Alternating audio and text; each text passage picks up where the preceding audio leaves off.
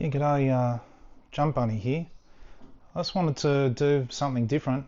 Um, One of the passions of mine is tools, like any Aussie guy, and axes. And one of the interesting things I've been doing over many years, I don't do it now because they got too expensive, was collect vintage axes. When I lived in Victoria, it was bloody cold, and I used to really enjoy going out and we used to go to the bush, the state forest, collect wood. You can do that, chopping up wood for the wood burner and using axes. So I've got my users and I've sort of got into collecting axes, and there's a whole history behind it, and the traditional techniques, and particularly Australian axes. Where I'm going to start this journey here is not with an Australian axe.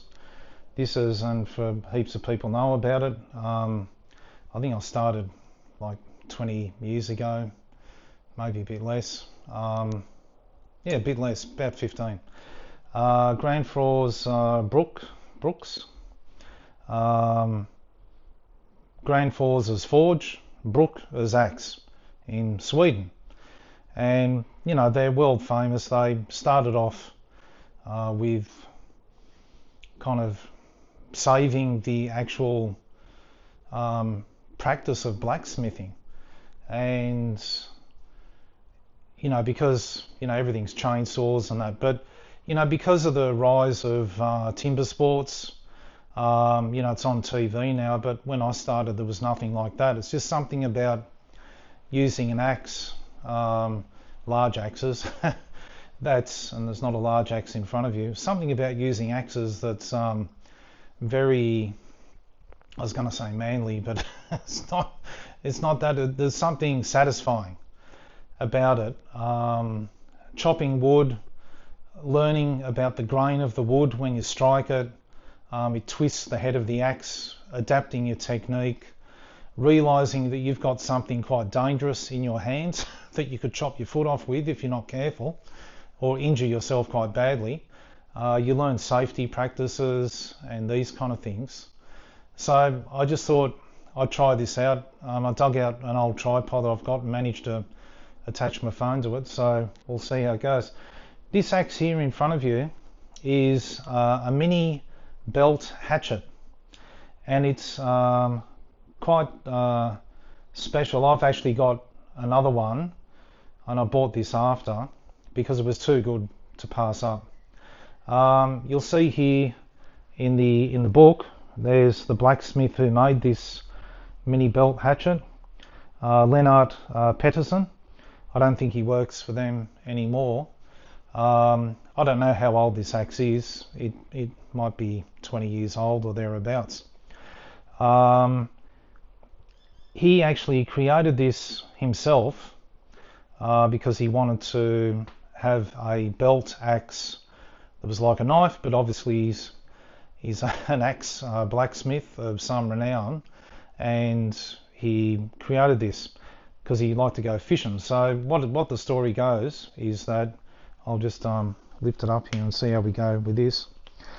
How the story goes here is that it's got a rounded head. This is where you knock the fish on the head, and if I can bring up the craftsmanship here, it's a beautiful thing in your hand. It actually is really quite something. It is a real tool. It's not you know, Mickey Mouse at all. You wouldn't try and chop a tree down with it. You probably wouldn't. You wouldn't chop a tree down with an axe anyway. You'd use a saw and a chainsaw probably, but it is really pretty, and I use it. You can sharpen pencils. You can use it like a knife. You can sharpen pencils, cut rope. It's very sharp. Grandfrau's Brooks. You can see there GBA. People who know, it's got a GBA stamp. I don't think the new ones quite have it there. The actual initials of Lennart Pettersen are on the axe head. and that was one of the things they did to instill pride. And you can look up in that book that I've got there, you can look up, they've got different smiths names. So it's got quite a nice heft. It feels like an axe. It's just tiny.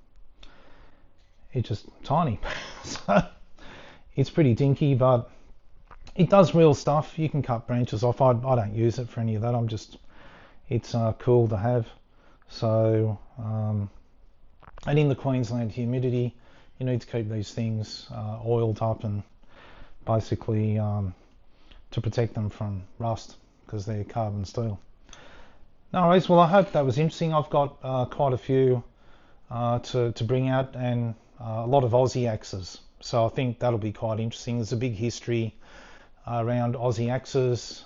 You've got high test, key steel, Keech. I've got a couple of racing axes which have kangaroos on them, and from the 80s and 90s, which are really super cool. They're not for chopping wood with, so they're for timber sports, right? It's taken me a long time to assemble this collection, and a lot of hunting on eBay. The prices have gone through the roof. I don't know why. I can't afford to do that anymore. So no worries. Hopefully that's interesting, and yeah, leave any and all comments in the comments section. Thanks again for watching. See ya.